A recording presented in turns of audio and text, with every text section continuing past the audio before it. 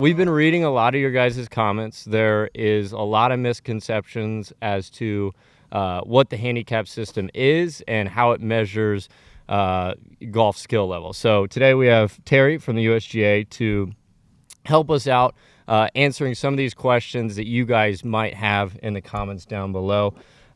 Terry, let's start by just talking about the handicap system in general and what it is and how it measures your skill in golf. Sure. Thanks, Garrett. So, happy to be here. It's been great getting to spend some time with you guys this summer.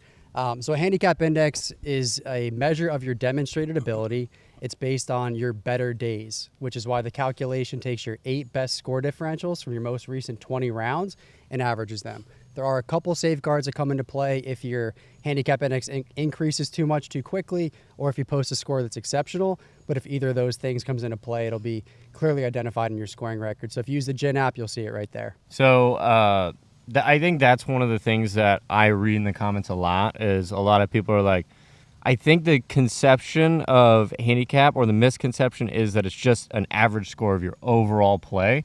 But I think what I like about the handicap system and the GIN app specifically is you have both.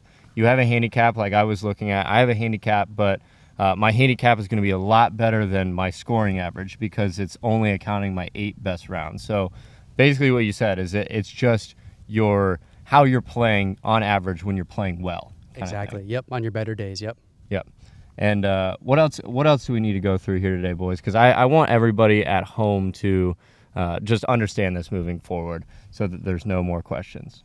Yeah, well, obviously, if you read the comments in our videos, a lot of people are saying, like, oh, there's no way Bubby's whatever. There's no way, whatever. Like, a lot of people do not believe the handicaps that we tell them and that we put in. What do we say to people? Or, like, what's the explanation you can give to someone viewing the video and they think there's no way someone's this handicapped? What would you say to them?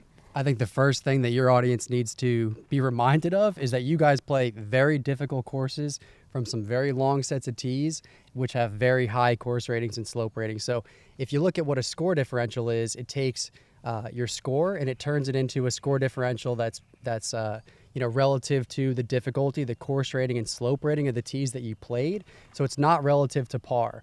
So for example, you go out to Erin Hills, par there is 72 from the back tees, but the course rating is 77.9, slope rating is 145. So it's very difficult, which means at Erin Hills, if you go out and fire 78, even though you were 6 strokes over par, you still played like a scratch golfer that day. So your score differential will be right around 0. So, I think it's important to know we had this conversation with Mo yesterday. He was saying, I'm a plus 1.6. I get chirped whenever I don't break 80. But, if you're playing a course like Erin Hills, it's certainly common for a player of Mo's ability to shoot 80 to 84 because, a player typically plays to their handicap about 20% of the time. They typically shoot 2 to 5 strokes higher in most rounds. So, I think if people just had a better understanding of what went into a score differential calculation, they looked into the course rating, slope ratings that you guys are playing, then I think you guys would probably get chirped a little bit less, which... yeah, because I feel like when people hear... I don't know why I'm using Bubby as an example. I feel like I hear... They're like, in the comments, I feel like I see Bubby's name a lot. And Steve. But like Bubby's like, say like a 4... He's around a 4, I think. Say he's a 4 handicap. I think a lot of people think 4 handicap, oh, he must shoot 76 a lot. Like we were saying, and it's like, no. It obviously has to do with the course rating, has to do his 8 best rounds. Like, it's not just a 4 handicap's not shooting 6 or 76 every time. Exactly. And go back to Erin Hills again. If Bubby shoots 84 at Erin Hills, that differential is going to be right around 4.7, 4.8, which is Bubby's handicap. So I think every one of us would agree Bubby's got the game when he's playing well to shoot, 84, 85, 86, which is exactly what a 4 or 5 handicap would be expected to shoot, from a difficult set of tees like that. Mm-hmm. When you talk about score differentials, what does score differentials? Score differentials.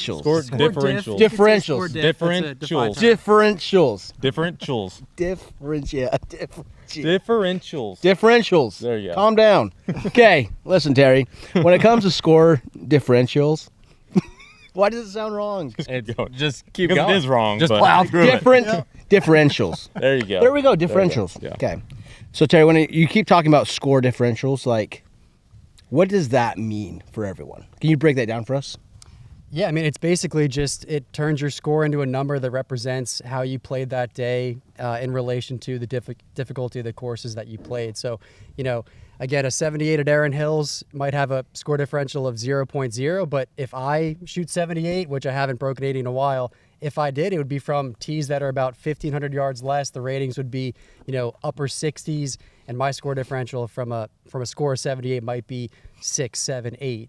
There's no way I'm going to be able to, shoot 78 from a course like Erin Hills, which is really, it's a score differential calculation that allows you guys to play difficult courses and get a number that represents your ability, a handicap that represents your ability, me to play much easier courses and have a number that represents my game. And then we could, if we were ever to tee it up together, which you should do sometime, we would have the ability to have a fair game. So I think, in short, what I'm gathering from this is there's just a difference between your average score and your handicap, and that's just that.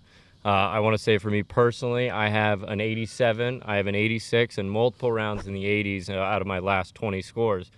But those are not getting counted towards my handicap. It's just my 8 best scores. And to show you the difference, my handicap right now is a +5, which is obviously great, but that's just because I've had some rounds like a 66, multiple rounds in the 60s, and even with those 80s, they don't count, but my scoring average is 73.4. So that just goes to show the difference between handicap and average score. So I think that's the misconception right there. Just got to think about that. So.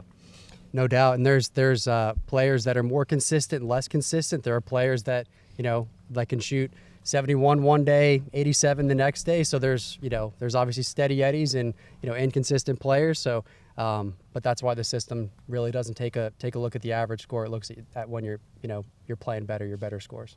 Totally. Well, I just got to say thank you all for everything y'all have done with us this summer. It's been awesome.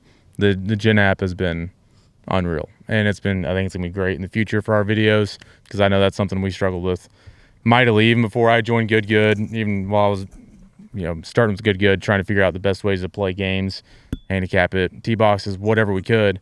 And now it's just as simple as putting it into the app and it tells us what to do. So That's been huge for us. I think it just makes it a lot easier on the planning side, and we're not sitting on the tee box there for 45 minutes trying to figure out what to do. So it's been a fun summer. We've gotten to play some really cool places because of y'all, and we appreciate it. Oh, absolutely, yeah. And I think just one more thing I'd like to say, just as we're talking about misconceptions, I think there's 3 big ones out there that we commonly see.